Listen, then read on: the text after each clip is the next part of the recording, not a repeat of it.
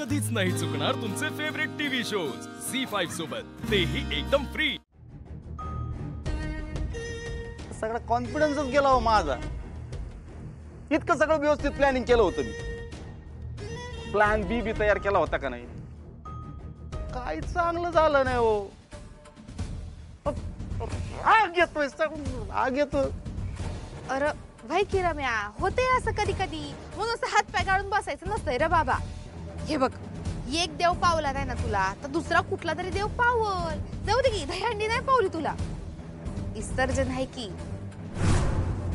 त्याचा विचार कर ना बाबा।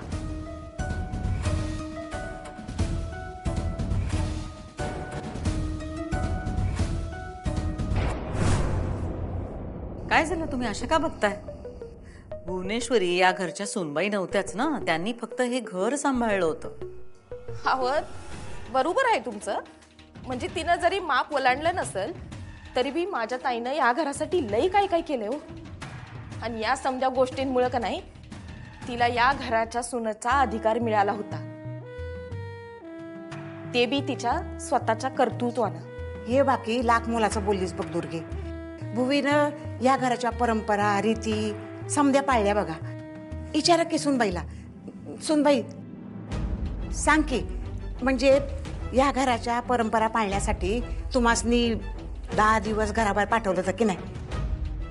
समद कसं नेटानं केलं बघा।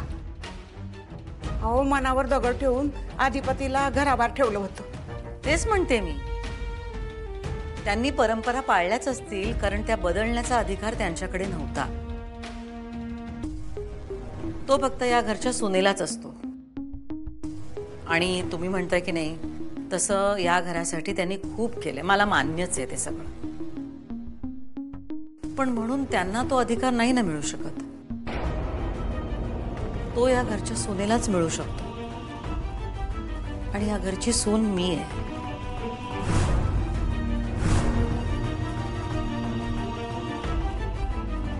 त्यामुळे मी ही परंपरा बदलू शकते आणि मी ही परंपरा बदलणार आहे।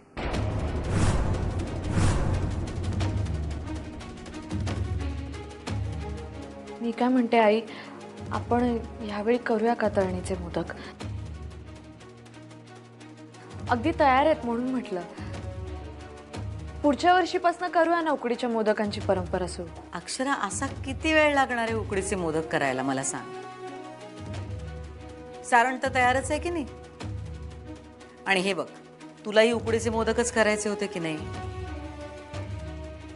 मग तू या घरची सून आहेस, मग या घरात नवीन पायंडा पाडण्याचा, परंपरा सुरू करण्याचा अधिकार तुला आहे। आणि आता जे ठरलंय ते इथून पुढे आपण पाळूया। आणि मला खात्री आहे तू ते सगळं नीट करशील। सारासार विचार करून एखादी परंपरा बदलण्याची वेळ आली तर तेही करशील।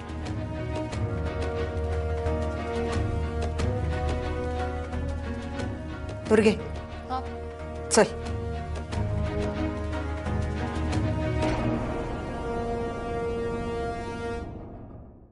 झी5 ॲप डाउनलोड करा आणि पहा सर्व एपिसोड्स एकदम फ्री।